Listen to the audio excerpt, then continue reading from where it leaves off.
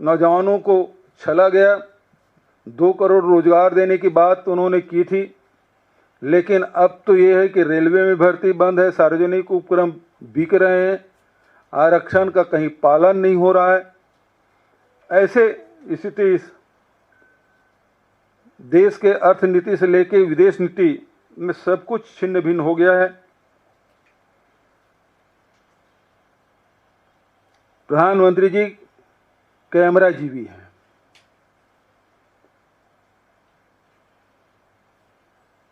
शून्य में भी हाथ हिलाते हुए आपको दिखाई देंगे, कभी टनल में, कभी ब्रिज में। कोई होता नहीं तो शून्य में हाथ हिलाते हुए कैमरा भर रहना चाहिए। ये स्थिति और जितने दावे इन्होंने किए कि हम 4 करोड़ लोगों को पक्के आवास दिए, आज महंगाई बढ़ी हुई है और 1,20,000 में किसका मकान बनता है? ग्रामीण क्षेत्रों में, शहरी क्षेत्रों में मकान बने हैं, खाली पड़े हुए हैं, कोई जाने के तैयार नहीं है। इस 81 करोड़ लोगों को वो 5 किलो राशन दे रहे हैं। आज स्थिति क्या है?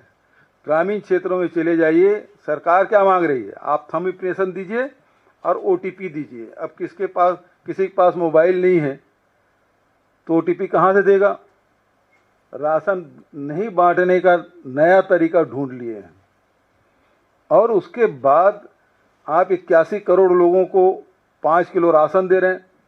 25 करोड़ लोगों को आप गरीबी रेखा से ऊपर ले आए हैं, तो हो गया 106 करोड़ हो गया। देश की आबादी 140 करोड़। तो आपके आंकड़े, आपके दावे खुद ही उसका विरोध कर रहे हैं, विरोधाभास आपकी। उसी प्रकार से आयुष्मान भारत योजना, 55 करोड़ लोगों को आप निःशुल्क चिकित्सा, लेकिन आप देखेंगे उसमें लोगों को कितना लाभ मिल पा रहा है। लोग उसका लाभ ले ही नहीं पा रहे हैं। मैं बहुत डिटेल में नहीं जाऊंगा, लेकिन ये योजनाएं बिल्कुल, चाहे उज्ज्वला योजना की बात करें, उज्ज्वला योजना में आप कहते हैं कि हमने 10 करोड़ लोगों को उज्ज्वला गैस सिलेंडर दिया, लेकिन रिफिलिंग कितने लोग कराए? 25% से अधिक लोग हैं वो रिफिलिंग ही नहीं कराए, एक बार भी नहीं कराया। कोई परिवार एक बार कराया, कुछ हैं वो 3-4 बार कराए। इसका मतलब ये है कि आपने इस प्रकार से योजना बनाई कि आम जनता उसका लाभ नहीं ले पाए, बल्कि जिस दिन से आपने ये उज्ज्वला योजना शुरू की उसी दिन से गैस सिलेंडर का भाव बढ़ना शुरू हुआ। 450 से बढ़ते बढ़ते आज 1100 हो गया। तो उसका लाभ आम जनता उठा नहीं पा रहे हैं, बल्कि उसका लाभ आपके उद्योगपति मित्र इसको उठा पा रहे हैं। ये आप गरीबी रेखा से नीचे से ऊपर उठाने की बात आप करते हैं। लोकसभा में, राज्यसभा में कितने क्वेश्चन पूछे गए कि आपका पैमाना क्या है गरीबी रेखा नापने का? MPI तो नहीं है, उसे आवास, उसके पानी, इसी की बात हो सकती है, लेकिन उससे गरीबी रेखा का पैमाना नहीं है।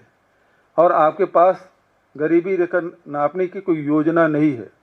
आप जनगणना नहीं करा रहे हैं। इससे सारी बातें आती तो 2011 के जनगणना के हिसाब से आप सारी योजनाओं को क्रियान्वित कर रहे हैं।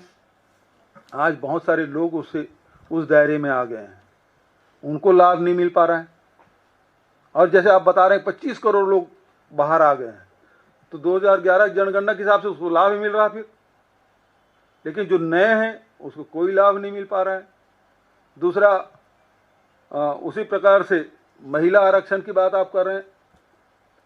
आप लोकसभा में पारित कर दिए, कब लागू होगा उसका पता नहीं। जनगणना 2027 में होगा, लागू कब होगा? उसी प्रकार से जैसे अभी जाति जनगणना करने की बात करती, लेकिन कब? लेकिन महिला आरक्षण में भी OBC महिलाओं को कोई स्थान नहीं है। जाति जनगणना के बारे में उसका फॉर्मेट क्या होगा, राहुल जी उससे सवाल किए हैं, लेकिन उसका कोई जवाब अभी तक नहीं आया है।